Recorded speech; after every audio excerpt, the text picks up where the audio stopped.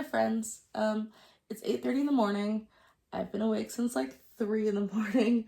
Unfortunately, with how I've been sick with a cold, my sleep pattern's all wackadoo, so yeah, I've been sleeping a lot, but unfortunately not when you're supposed to be sleeping. So I finally gave up and I came down to the basement because I was just gonna chill and watch a movie or something, maybe take a nap. And then I remembered that this new Knox Hill song featuring Ren is out, so I figured, hey, why not? Maybe I'll watch it, because fuck it. Just going in, warning, if I sound a little off, my nose is still a little stuffy, and if I seem extra anxious, I'm not. I do appreciate when people, ask me privately, like, hey, are you okay? I'm good.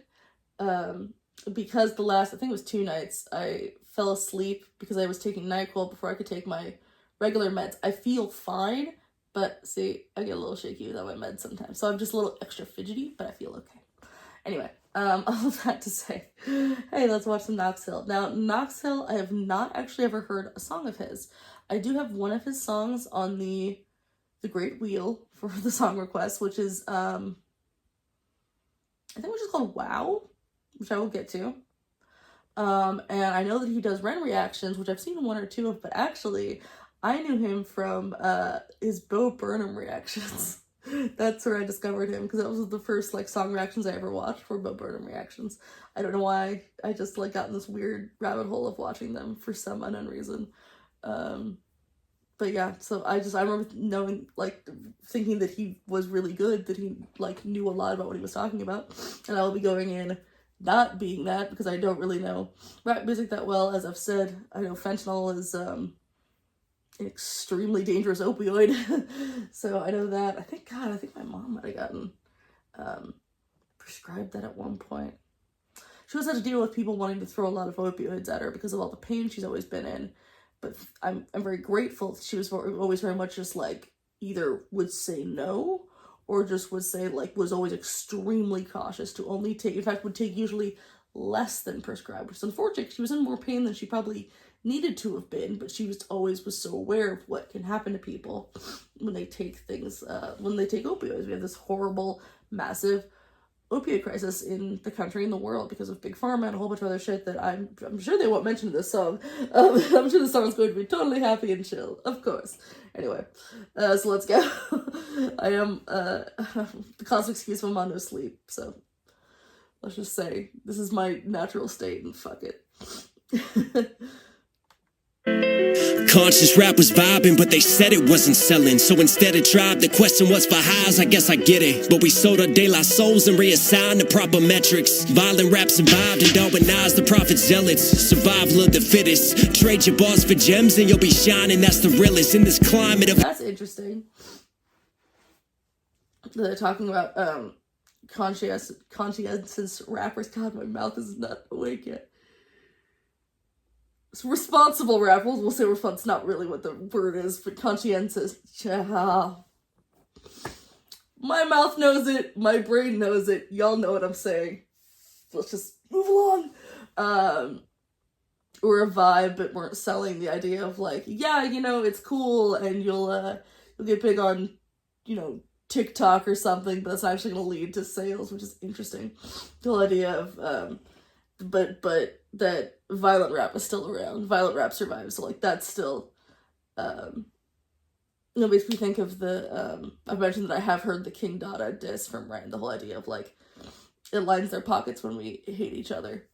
Yeah, that's the stuff that sells, so that's the stuff that they want to sell, No, I haven't, besides Ren, I haven't listened to music since, hang on, easy. I haven't listened to rap music since, the late 90s, early 2000s. So I've definitely heard some violent rap and some conscientious rap. Thanks, mouth. I knew if we went slow, we'd get there. But yeah, the idea of selling your soul so you could rap about whatever it is that you're supposed to rap about as opposed to what you actually care about. Because that's when I think rap is interesting. I've kind of poked my head into rap every so often, and I got into that. I won't throw out any names because I don't know if I'm going to say the right one as far as what song I'm thinking of versus what artist it is. So I'm just going to go with some of the mumble rap and also the I don't know what it's called, when they just seem to say, I'm so clueless about this topic, but with the songs where they just seem to say one word over and over and over and over and over again, and that's the whole song, doesn't make any sense to me. I mean, hey, I love the song Sex and Violence by The Exploited, and basically, I think actually the only lines are sex and violence. That's like a one-time thing. I do not understand it. So the songs about nothing, which can be true in any genre, are kind of annoying, but they sell, and these people, what was that line he just said that I really liked? Survival of the fittest. Trade your bars for gems and you'll be shining, that's the realest. Trade your bars for gems, that's a great line. That's a great line. Trade your bars as in your rap bars, but also just your bars are you sharing your thoughts on things, and sharing your emotions, your values, your story, whatever it may be. Sell all of that for the gems. That's quite a good line. It's so funny because I've literally only ever seen him react to things. I'm like, oh look, that's what you look like when you stand up. Hey, Knox has legs, who knew? Zealots, survival of the fittest. Trade your bars for gems and you'll be shining, that's the realest. In this climate of addiction style, Big Pharma is the realest. Now as long as pills are filling, you ain't really gotta feel the sound.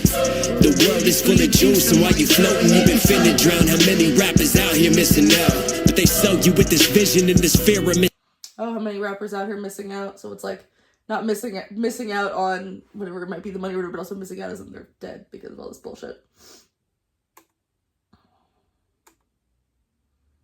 The visuals are very simple, but they definitely get the point across, which I quite like. He's keeping it very simple, but like these little cuts to different things. They're not overwhelming, but they just kind of, these little moments that kind of will stick in your brain. They do that a lot in films, certain things where like if they want to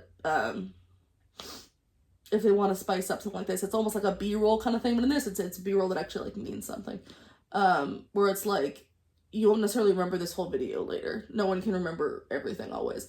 But these little moments or these little flashes will kind of stick in your brain. So when you think of the song, you'll think of those little flashes. So it's interesting that the way people will try to get certain images to stick in your brain. It also works for advertising. That's kind of why that also is a thing. So it's used by good and bad. That's the realest. In this climate of addiction style, Big Pharma is the realest. Now as long as pills are filling, you ain't really gotta feel the sound. The world is full of juice, and while you floating, you've been finna drown. How many rappers out here missing out? But they sell you with this vision and this fear of missing out. The industry will fuck us, so we follow what is trending. Brag about these hollow tips, but it's all hollow tip dependent. I lace my verse with fentanyl and lean in.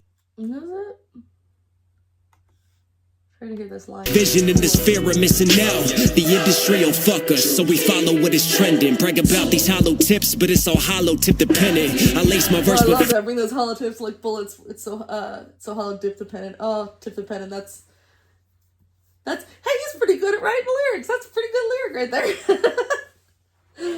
Oh goodness, that's cool. And we saw a bit of Ren. We saw Ren Chin. That was a Ren Chin. Know what is trending. Brag about these hollow tips, but it's all hollow tip dependent. I lace my verse with fentanyl and lean into attention. Toe tags for the mentions, body bags for what they spending. While they bragging, we descended from the ground. We all descendants now. That's interesting. Oh man, this is a really interesting song. Yeah, the whole thing of was it lace my? I'm sorry. I'm listening to it and I'm enjoying it, and then because I'm a little sleepy, the line will go out of my brain, so I can't reference it. I lace my verse with fentanyl. Lace my verse with fentanyl. The whole thing of like lacing his verse is talking about body bags and all these different things of like, yeah, you use the, I don't know if he's meaning metaphorically as in like laces music with fentanyl is like making it addicting, or I think it's more just like lacing it as in like using these words, these images, these things of just like, yeah, people want this from rappers, okay, fine, so let me sell my soul, let me sell my values, and just talk about, yeah, let's talk about body bags, talk about this, talk about other things, because this is what will sell, fuck it. Interesting. It's like hitting an algorithm. It's an algorithm. Everything fucking is. Welcome to the world. I want to go back to bed. Fuck. And lean into attention. Toe tags for the mentions, body bags for what they spending. While they bragging, we descended from the ground. We all descendants now. Sinners don't sleep in this broken town, trading their souls for some golden brown. Feel the release, come back down. But when I'm coming up, killers on this. Ren! Are we pulling that screech shit around here? Good sir. Rude. I also like that Ren's never afraid to, like, I don't know, like, look like, I mean, I don't know what the rest of the video is going to be, but look like the bad dude, you know? Like, he's not afraid to play a kind of villain, which I always think is very cool. Because honestly, I think there's a little bit of, there's kind of fun in playing the villain. But in general, I think there's some people who just, like, wouldn't let, their ego wouldn't let them do that. That's my opinion. I guess, is this the chorus? Trading their souls for some golden brown. Feel the release, come back down. But when I'm coming up, killers on the city streets, bagging it up. Crooks and addicts with habits get rushed. We living in vain just to end it all. And I spend it all on the Fentanyl. My cousin was a pitcher.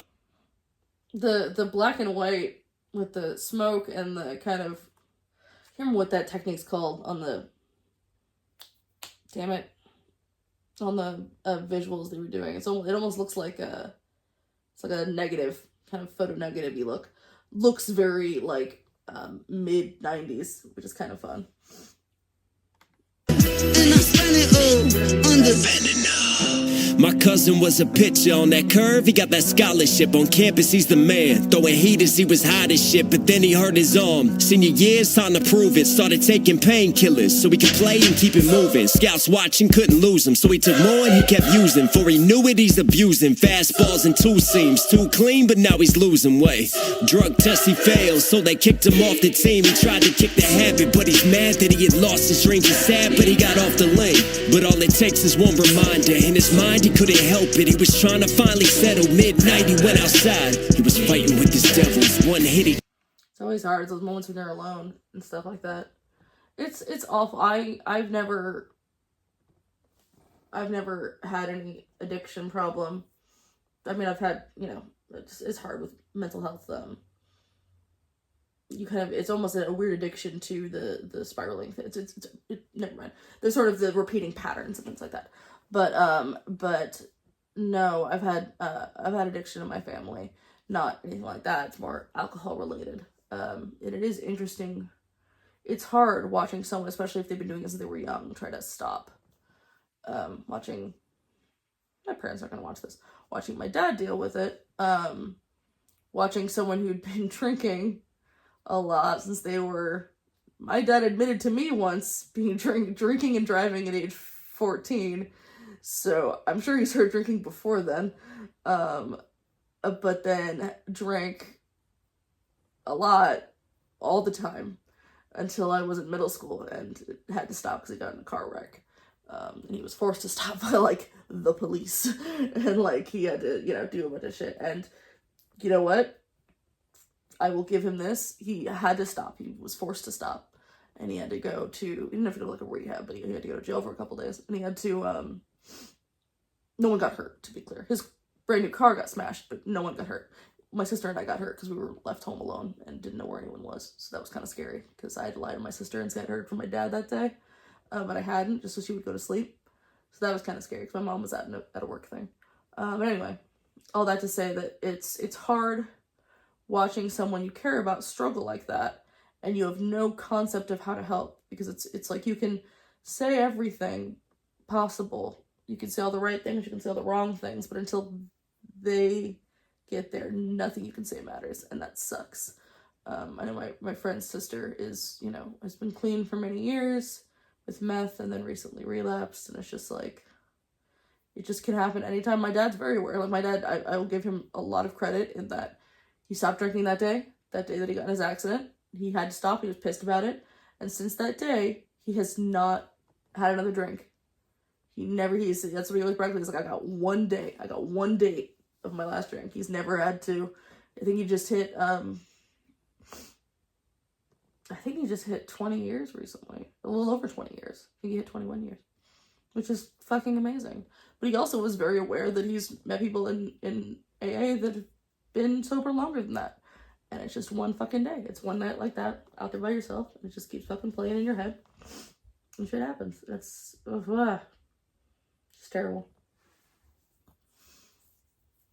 God, sorry, I'm just like went on a rant, but yeah.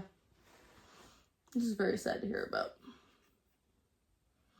But it's funny, all those things in the first verse about just like, yeah, it's all your soul, fuck it, you say whatever they want. It's like, yeah, it's almost, it's, I don't know if this is intention, but it almost feels like a, oh, you like it when we talk about this? Yeah, let me fucking talk about this for real. Okay, sure, I'll make stuff about drugs and things like that, and then tell you the real shit about drugs, which is kind of great. Like, oh, you want me to talk about that kind of stuff? Okay, sure. This is what it actually does to you, motherfuckers, which is kind of fantastic. Sad, but he got off the lane.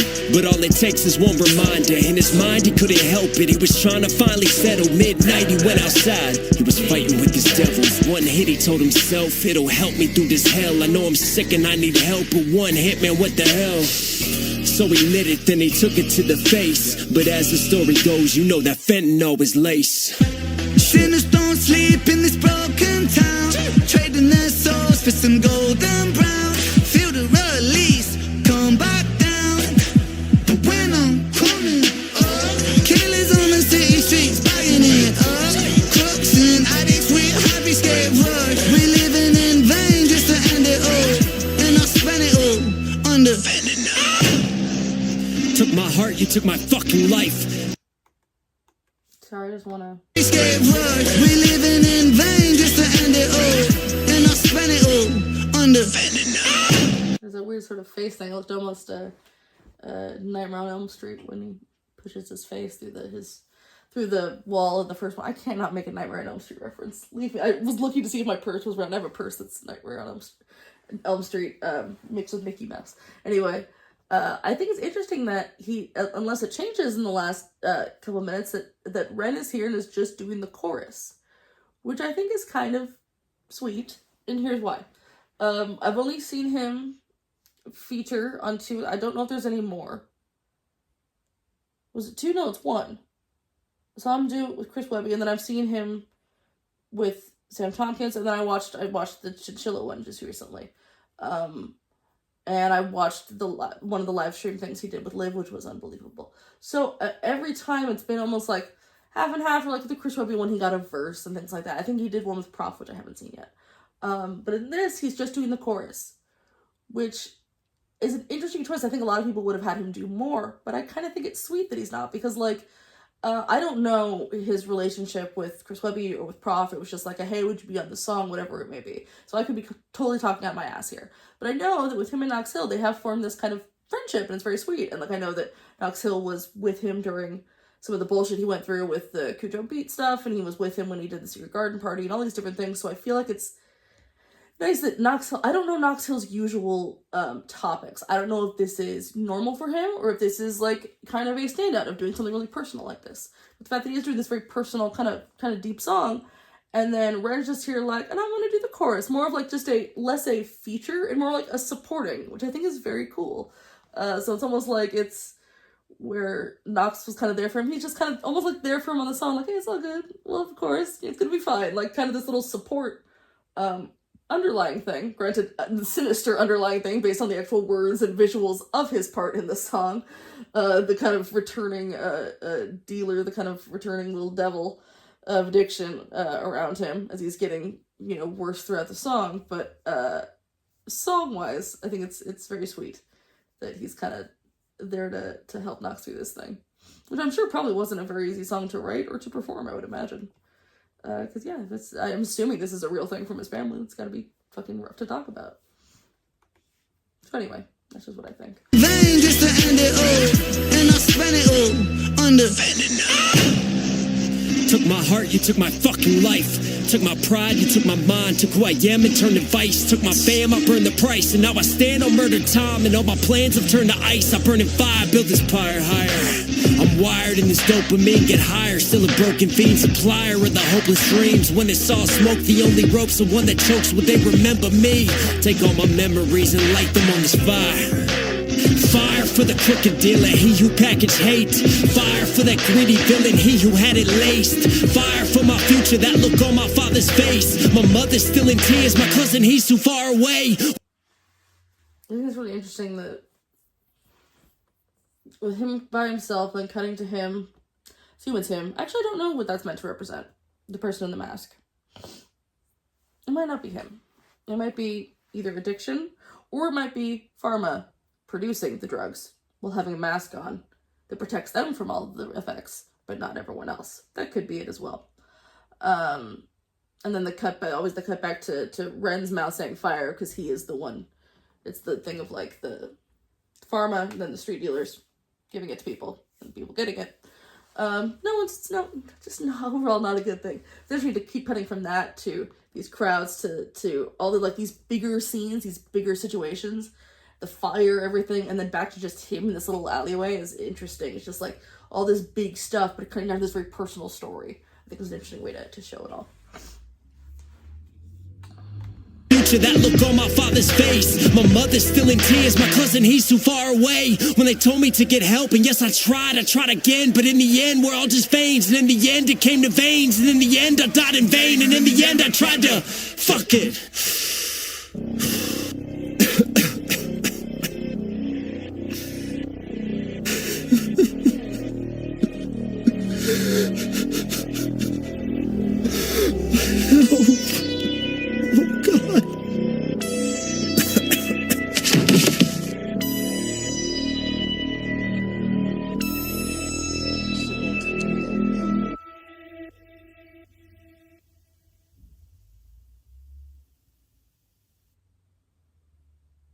Yep.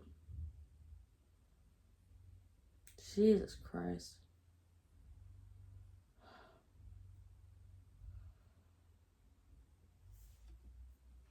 I don't even know what to. Look, it's way too early in the morning for me to figure out the opioid crisis. Maybe afternoon. Talk to me afternoon. Maybe I'll figure it out then. But it's all just such a fucking shitty situation. You know what? I appreciated that he was vulnerable enough to kind of, again, I don't know if that's like, 'cause I know Ren's done that in songs, but Ren is not, like, that is a exception. I haven't seen it in a lot of songs. I don't know if this was a thing that Knox usually does, if he's also that kind of, is not afraid to be vulnerable, or if that is a thing that he's picked up from Ren to be like, yo, fuck it, if I'm feeling this, I can do this. That's the thing, it's like, it should never be fake, but, I really appreciate it when a performer is vulnerable enough to be like, yeah, this is how I'm fucking feeling. Like, hey, when I recorded this, if I cried, fuck you. Yeah, I can leave it in the recording. If it doesn't fuck up the lyrics, why not? Because if it's an incredibly personal story like that, it's like getting mad. It's, again, the thing I was talking about with Ren, of like, when I'm watching him, I'm watching a singer, but I'm also watching an actor. If an actor cries in a scene, you don't just go, hang on, people might think you look weak. We don't want to, it's like, no, fuck it. Just like, if it happens, it happens. It's a human response. These people are allowed to be people. Anyway, I actually really enjoyed that quite a bit. I'm curious to kind of, I know I've got that one other song by Knox on my wheel. What did I almost say? I don't know. I literally was like, I was going to say something different than wheel. Don't know what I was going to say. And if anyone thinks that I should listen to any more of his episodes as well, please let me know. That was really interesting, and I liked it quite a bit. I'm glad I checked that out. I don't know if it's one that I'm going to like be psyched to listen to again immediately, because it was kind of a bummer. But also a very well put together and very honest song, which, I always appreciate. So there we go. It's probably closer to 9 now. And I'm maybe going to eat some Cheerios. And hopefully not have a fever anymore. I just kind of punched myself in the face.